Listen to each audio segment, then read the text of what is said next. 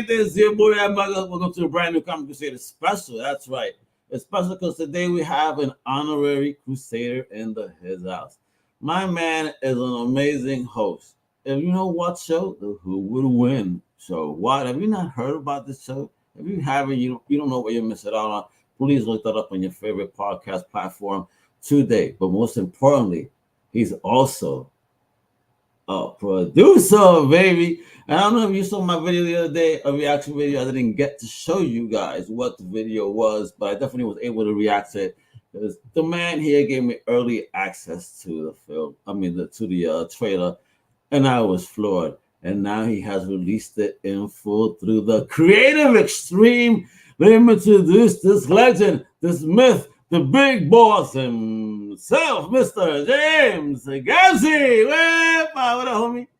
What's going on? I'm here with Al Mega. How could life be any better?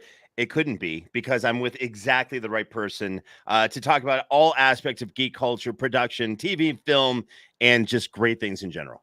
There we go. Well, I'm honest. Thank you. Muchas gracias. Grazie. You know what I mean? De nada. So, yo, James, man, thank you for coming back on, and for us to allowing me the opportunity to check out that trailer. Yes, I don't be jealous, folks. I got to see it early, but guess what? I kind of saw a raw copy just for me to use my imagination. When he released the raw copy, man, my imagination really worked. Whoa, totally impressed. We're going to talk about that in a minute because, guess what? My big homie was also, out there at Comic-Con this year, at SDCC, repping CC a little bit, doing some of the business, you know what I mean? Of course, moving along with this, of course, project, but just hanging out. So, I'm just curious, I had just a couple of homies out there. What was the experience like this year, SDCC?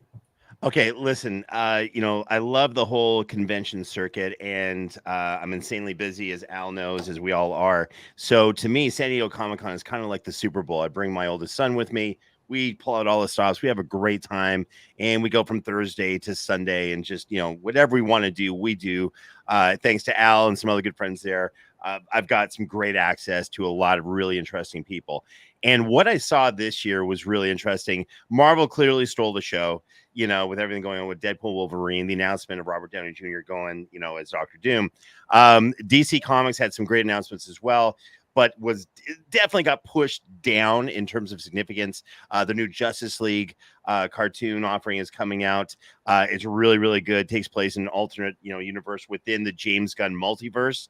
That's all I can say about that. Looks really cool. The fight scenes are awesome. Met the director of that, really good guy. That was fantastic. What I will tell you that was very telling, though, especially with the recent announcement, not a lot of talk about Star Wars. Really? Yeah, this was interesting. I didn't see a ton of cosplay for people trying to be some kind of cool Star Wars character or caricature or a combination of Deadpool and Obi-Wan. I didn't see a whole lot of that. Star Wars had this very big display featuring characters from The Acolyte. And yeah, yeah, and we all heard the news about that. It's not that people were bad-mouthing Star Wars or even bad-mouthing The Acolyte. It was kind of eerie in that there wasn't a lot of talk in general about it. Yeah. And that kind of scared me for the overall state of the union or state of affairs for, Star Wars as a franchise. When people stop talking about it, that's when you got a problem. In comic books, they bring in the, whatever, some new stories of whatever next stage of it through comic books. Maybe there's something that's going to happen within the books. Maybe that'll be spoken about in New York Comic Con. Maybe there'll be some Star Wars talk there. Who knows? Let's see what the future holds. We still have some time. There's some announcements that pop off over there. So, I mean, it's a classic franchise. Yes, they've done some crazy stuff that has not left the best taste in fans' palates, if you will. Listen, with The Acolyte doing what it did, and I threw myself right in the middle of it, and in that I was telling people, look, whether you like it or don't like it, first of all, be polite, be respectful. Just to get anything on a streaming service is really hard these days, and good for them, for the whole team for doing it. Number two, there were some really great aspects of The Acolyte. Right, there's a lot of the fight scenes, which I'm a harsh fan of, were really on point. They did some great stuff with that. There were some story elements. I was like, whatever. Maybe the dialogue wasn't, kind of what I would have written, but those are choices. And I had a lot of people come down on me saying, like, how dare you stand up for the Acolyte? And I said, I'm not. I'm just saying, give it the proper chance. And then if you don't like it, say it after, but watch the whole thing. Yeah, exactly. Eat it up as a whole, first of all. Right. But I will tell you this, the hope for Star Wars was that no one believes the franchise is dead. No one believes that. No one believes that it's beyond saving. Everyone thinks it can be brought back to prominence and take its rightful place within geek culture. Lots and lots of people want that. Lots of people want to spend money on it, buying stuff and watching and whatever. Talking with some people, some producers, some creatives, some people within power positions, what they're looking for is the Deadpool of Star Wars, something that can kind of come in and kind of reinvigorate, the desire to consume more and be part of it. Because what they realize is you want to have people watch some element of Star Wars and then go away from it and be like, oh my God, I wonder what that means. And could this mean this? And all of a sudden there's this intrigue and the community is just going nuts over the possibilities, as opposed to, wow, that sucked. Or I didn't like the message that so-and-so was trying to push. I do think it can be saving. I think it just needs that one magical Deadpool-like offering, and it's back on course. I agree. I mean, exactly, because this Deadpool and Wolverine definitely has changed Marvel's course big time and rather quickly reaching $1 billion point. I mean, Jesus Christ. I mean, and listen, I give it to it's a fun film, and I hate the word that they tend to say. Oh, it does fan service, and they make that sound like it's such a curse word. Movies should be fucking fan service. That's what movies should be. You should entertain the shit out of me. That's what a movie should be doing. Give me all the fan service in the world. Give me all that geekiness. Well, listen, the movie's been out. I don't give a crap. My favorite surprise of that movie, my favorite, was seeing the Wolverine from the Apocalypse storyline in the future. Right. I did not know about. Well, listen, there was so much comic book speculation talk. And out of all the versions of characters that they spoke of, this was the one character no one mentioned. What a surprise. And how they kept it quiet, I dug it so much. I'm actually really interested to see what happened, when people saw that version of Wolverine or any of the versions of Wolverines, right? From the different timelines, what have you. And if they didn't know what that story was, I'm interested to see what the side effect was. Did more people start researching it and say, like, well, I don't know that version of Wolverine. Let me check it out. Let me read that comic book. Let me see what's going on. I did an interview on behalf of Comic Crusaders with Jim Starlin years ago. And Jim Starlin, for those who don't know, he's the creator of Thanos. So he has an idea what's going on. And I said, hey, so what's going on with comic books and the MCU? Did it really give it a big boost? And he's like, I don't think it got a big boost from the MCU at all. And I'm like, why? He's like, because people don't know where to go. Like, if you like Iron Man from the MCU, which comic book do you go into? Do you go to the Iron Man series? Do you go into the Avengers? He's like, it's easy to get lost in everything. But I think what Deadpool did really well is say, hey, here's some specifics.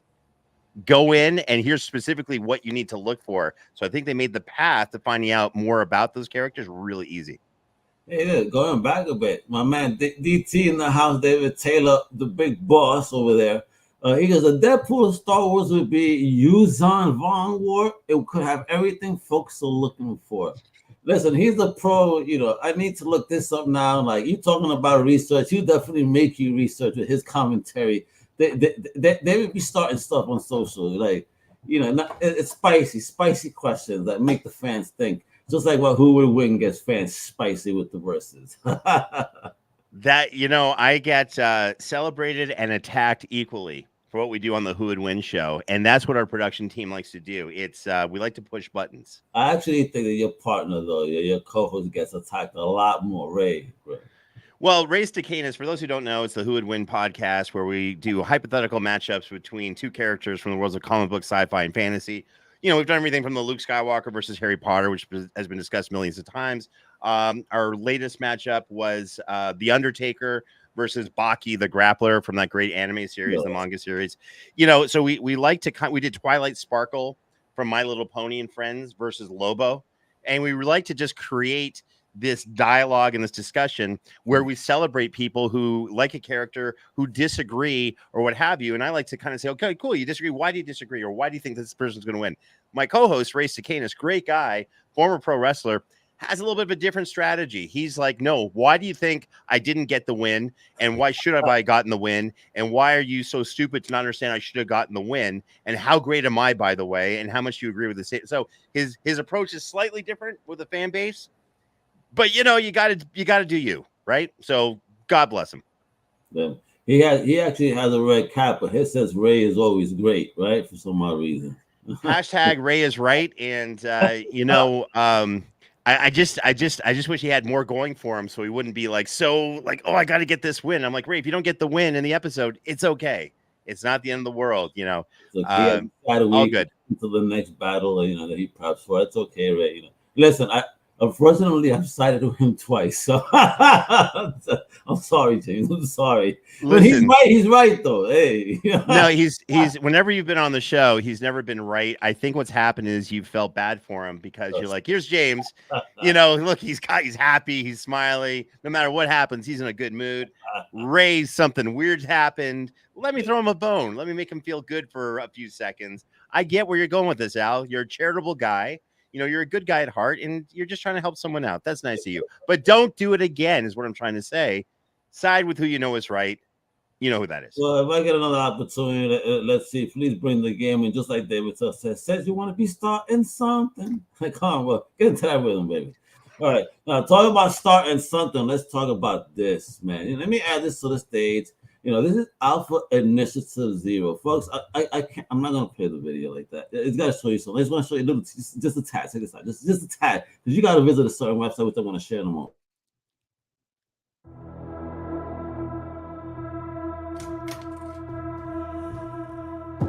Why do you think? Keep going, Al. Want me to keep going? Oh yeah, keep going. Go with a little bit of action. Hey, put down the gun. I can't. There you go. Folks, you see that little tease there? Oh my effing God. Folks, this is what we got to talk about. You got to go visit this website right here. Be Creative Extremely put up this banner, yo. You got to check them out. This is what is popping. James has been teasing me for a very long time. Yo, Al, man, I got something I'm working on, but I can't talk about it. Al, I got something I'm working on, but I can't talk about it. I mean, James has been teasing me with this bochinche. I mean, the man has been dying to blurt this out of his mouth, and the day that he did it, all came out at once. You could have sworn his Puerto Rican came out so fast. Like, is that English, Spanish? What are you telling me, James? And when he slowed it down, and told me what Alpha Initiative 0 was. Woo! I was excited. And then came the tease. And then came this. All right, my brother, please talk to me. Talk to me about this universe. Talk to me about this union with the Creative Extreme. Talk about that promance first and how that has led to this fantastic teaser trailer that we're going to get on that website. Folks, watch it in full on that website below. Yeah. Okay, so where to start? Years ago, the director of this, his name is Michael Lair. He's a fight coordinator for a lot of great movies. You've seen him on screen, and I think Logan and a bunch of great movies and TV shows, Iron Fist, and a whole bunch of Marvel stuff, and a lot more. And he's been a second unit director for a number of things as well. So he and I know each other from my MMA training facility, and we wanted to work on something together for a long time. And we're both huge comic book fans and Star Wars fanatics and the whole thing. And he also worked on the Continental, and you actually see him on screen doing stunt work on John Wick in some of the John Wick films as well. And also, he's just a brilliant human being and a great martial artist. So we got together, and he's like, look, we should do something. Let's do a proof of concept of what our production group can actually do and deliver. And let's blow people's minds with what we're going to do. I'm like, great. Well, let's figure out what superhero IP we got to use. So before we even got to there, we had the most fun conversation about figuring out which superpowers won't cost a lot of money to show on screen, right? If you have someone flying, shooting lasers out of their eyes, it costs some money. There's a lot behind it. But if you imply they're durable and you can always show super strength, you have them hit someone and they go flying, we're like, got it. So we created this set of powers. So we said, okay, now we know what we can do, what we can't do. let's look at some comic book companies and figure out where the story's going to come from. And it really came down to two comic book companies really at the end of it. It was the Creative Extreme and Advent Comics. And if you haven't checked out Advent Comics, Tony Cottrell, wonderful human being, met him at last year's comic. And by the way, a superhero in real life who's creating superheroes on the side. Advent, I think, celebrated their 15th year anniversary. They're doing great stuff. The Epiphany Project, super successful Kickstarter. Check out Advent Comics as well. But they had so many great characters that had like the big powers and everything. And the Creative Extreme had, just to backtrack, these are insane minds behind the Creative Extreme. It's Stefan Thomas and Chris Ikpo. And what they did is they created an entire universe of characters. They called it Project 365, one character per day, fully fleshed out, artwork, background, history, powers for an entire year. So they have 365 characters. When they showed me this, they showed me a spreadsheet of how everyone interconnects, storylines, the whole thing. These two guys are geniuses behind the Creative Extreme. I said, great, let me check through your IP. They published a comic book, Alpha Initiative Zero. I'm like, nailed it. That's what we want. Military, kind of like John Wick goes Captain America. I'm like, this is the story for us. And we put it together. It was at the tail end of COVID a little while ago. And the best part about all of this is when it came time to finding the villain, they showed me what the villain looked like. And they said, okay, now we got to go through casting and figure this out. And I'm like, give me 2 minutes. I'm going to make a phone call. I called up my friend who I got to work with before, Adam MacArthur, one of the main voices between, behind Jujutsu Kaisen, Kaiju number 8. He's Marco Diaz on Star, versus the Forces of Evil on Disney. He's just a wonderful human being. I'm like, hey, would you want to play this main villain for the superhero short? Just tell me. And he interrupts me. He's like, I'm in. So the casting of the villain took literally 5 minutes. And everything came together, and the talent we had, if I had to list all the movies and TV shows and everything that the stunt team has been on individually, it would be probably almost the entire movie base of the MCU and DC Comics, amongst many, many others. Well, I'm digging it. Coming here on the website, because you get the trailer, and you do get a little bit of information, as it says Project 365. So there's a whole bunch of information there, and you can get an idea of what's popping off, of course. But you have everything here. You could definitely find out a whole lot about, this particular project, what's popping off here. There is so much. It's dope. I mean, look over here. You got the dossier, which was a Kickstarter project, right? Which is where the main image comes from. So again, get to learn about the universe over here. Pretty cool. So please check this out. Support independent projects. All right, bro. So what's the plan here? We have this dope trailer right now. What's the plan?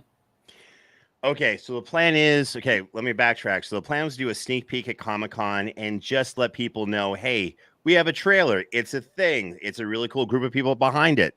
Just letting people know about it. And Al, you and I talked about it. I like to kind of come in as the underdog and kind of not talk a lot about it and just let it speak for itself, but make sure it gets in front of the right set of eyes.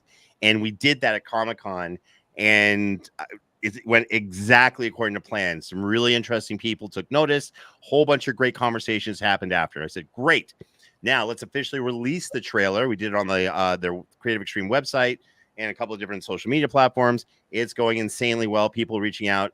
Again, going according to plan. We're going to release the entire film. It's only an 11-minute short. It's a great story. We're talking with distribution right now, and we'll announce where you can see it. And once that's all out, we'll make a big, huge announcement, some publicity and whatever, and then everyone can watch all of it. The plan really is for people to look at this and say, wow, this is great. Why isn't this group making a Marvel movie? Why isn't this group doing some superhero movie or some great content, what have you? And when I don't want to say how much we spent on it, it was, it's a good amount of money, but compared to what other similar looking projects cost, our per minute cost is much less than what the bigger production companies are spending to make their content. Hint, hint, nudge, nudge, the acolyte. Gotcha. I had to say it. I had to say it. And listen, this is gonna keep going. I can't wait. For the continuation of this project. So if we get the 11-minute film, all right, it goes extremely well. I mean, do you have further plans, extend it to a bigger TV show, a full feature film, maybe? I mean, once people in the whole world just eats this up, what's the next step? I gotta ask. I gotta ask. Can you tease me there? I can definitely tease you. The answer is yes. This is what James does. This is what I do. This is why my wife can't stand it when I talk to her about surprises. Half answers. Everything's a goddamn, but it's okay. It's okay. No, but you know why, Al? Okay, let me pull the curtain back a little bit. When you kind of start saying, like, look how great I am with this project, right? I'm not talking about me. I'm talking about past experience. I've seen this done a million times. And people say, yeah, once we put out this short or we do this, then we're going to make this series. Then we're going to make a movie. Then we're going to do that. Gotcha. The issue is it depends on the state of the industry, which is kind of an interesting place right now. It depends who's got what budget. So the answer is we will definitely continue on. We have stuff in motion right now, but the reality is until it gets to a place where you can actually watch it, you know what I mean? The contract has to be signed. Money has, until we're at that spot, I can't actually say, well, here's what we're definitively going to do. I can say we definitely have plans that will happen beyond the trailer, and we have some big things we'd like to do. And I'm so happy to say this. I get to be part of this incredible team. I have a title of executive producer, and I was one of the writers on this, but I am like the smallest component of this whole team, thanks to the great minds behind the Creative Extreme, Michael Lair, our DP, Robin Pabello. And just all of the stunt people and camera people. We just had this insane Netflix premium content team for what we did. And I was just there kind of being like, the dad on set, making sure everyone had what they need to make the magic. Did you have to get on set yourself maybe and practice in some of those fight scenes, James? Did you get involved at any point? So here's the deal. Here's what a lot of people don't realize, because I get hit up a lot saying like, oh, wow, you've been doing martial arts and MMA and Filipino martial arts and weapon stuff for years and years and years. Clearly, you're a stunt person. I'm not. To be a stunt person, and right, to answer your question in a roundabout way, you need to be a professional athlete. You need to have a skill set that includes all of the martial arts stuff I just listed out, plus a whole lot more. Like the skills you need based on the type of stunts you're doing. It's insane. Like working with these people really opened up my eyes. I can say that my MMA facility in West Los Angeles has been used to do what's called the previs, where the stunt coordinator comes in with the stunt team and they reenact what they think the director should do and what the action should like in the actual movies or TV shows. And what's really cool is very often what I get to witness is I shouldn't say this, but I'm going to, looks just as good in this martial arts school with boxes representing walls as it does in a fully finished movie. Because in my opinion, the most important aspect of any good movie, action movie, is going to be the stunt team. Oh, yeah. Definitely. In this trailer alone, the sequences of action that are being done, oh my God, the movement, the flow. I'm ready for this, man. And just the violence. Yes, give it to me. Yes, James, thank you. This is what the industry needs, though. This is that injection we need. It was proven through the Wolverine and Deadpool. This is what people want. We want some fun stuff. Some big old action and explosions and fighting. Yes, and more. Yes. So we know it's only entertainment for us. We're not going to go out there and do that stuff either. So don't try to make us look like we're idiots either. The media will make you look you're stupid. Oh, they're going to go out there and do violence. No. Please. Al, to your point, one of the things that I disagree with wholeheartedly is when I see a producer, a director, an executive, a writer say, the fans don't know what they want. We'll tell them what they want. And I'm like, great. What a great way to piss off and alienate your fan base who wants to spend money on your stuff. We all know what, Al, you and I both know what we want. Well, I'm not saying we need to see Deadpool throw 3 punches versus 2 elbows. I'm not saying that kind of stuff. We all know what we want. We want to leave going like, wow, that was crazy. That was amazing. I love the ending. I love the emotional. We know we want to feel a certain way when we watch this stuff. That's the thing. So whenever there's a director or a writer or a producer, whatever, that says, I know that's how you want to feel, but we're going to re-educate you in how you feel. I'm like, congratulations on rediscovering the recipe for losing millions of dollars. You know what I'm saying? Right? Which was proven in comparison and really good box offices again. So history just tells you what it is at this point, folks. All right. You hacks out there. I mean, not to insult you, not that listen, I can't make a movie, but damn, at least I would attempt to do something fresh and new, like what they doing over here, something fun, and not try to rehash stuff or whatever, or send me a message. The message I want is fun. That's the only message, darn it. And James and the Creative Extreme 2 and Big Mike there are all doing that with the Alpha Initiative Zero franchise. This is only the beginning, folks. And I've been leaving that down there on purpose because it's so important that that gets like burned into your brains. You got to check out the Creative Extreme at the creativeextreme.com. And if you like digging to just go straight to what Alpha Initiative Zero is, so just, at creativeextreme.com, alpha-initiative-0. That'll take you to see all that information. But also what you gotta do, stay tuned to the whole Gavsie verse, baby. Stay tuned to what he's doing, not just with this project, but of course with that world famous, that universe famous. I mean, even the aliens probably listen to the Who Would Win podcast. I'm sure they do. You know what I mean? This is what's preventing them. Like, yo, who are these superheroes they're talking about? These battles sound so serious. So they're afraid to come here because of the Who Would Win show. These aliens believe that the battles these people are discussing are real because that's how serious they take it. That's how serious it sounds. Folks, it's like life or death type battles. And again, you got to check out the schedule. James, let them know, when does it drop? When do the teasers start? How can they get involved within the universe of the Who Would Win show and more? Well, first of all, the best way to get involved with the Who Would Win universe is to follow Almega and to consume everything related to Comic Crusaders. Again, you can't find a better human being and a better group of people that support geek culture in all of its facets, and is on the cutting edge of delivering the best news, the best reactions, and just supporting the community. So again, follow, sign up, do everything you can to be part of the Comic Crusaders experience. Thank you. In terms of me, well, you can find me, go check out Who Would Win show on Apple Podcasts or Spotify. Find us on X/Twitter, Instagram, TikTok, all that kind of good stuff. And just one last little thing. The podcast was originally a proof of concept for a TV show, and we're like, okay, cool, we'll just make it a podcast. I've been hit up by a lot of people saying, is it worth my while to do a podcast? Follow Almega's example. Follow my example. Yes, do a podcast, but do it right if you can. Make it really, really well produced. And what's really cool is that you will be surprised by the doors that open by having a really well produced and well received podcast.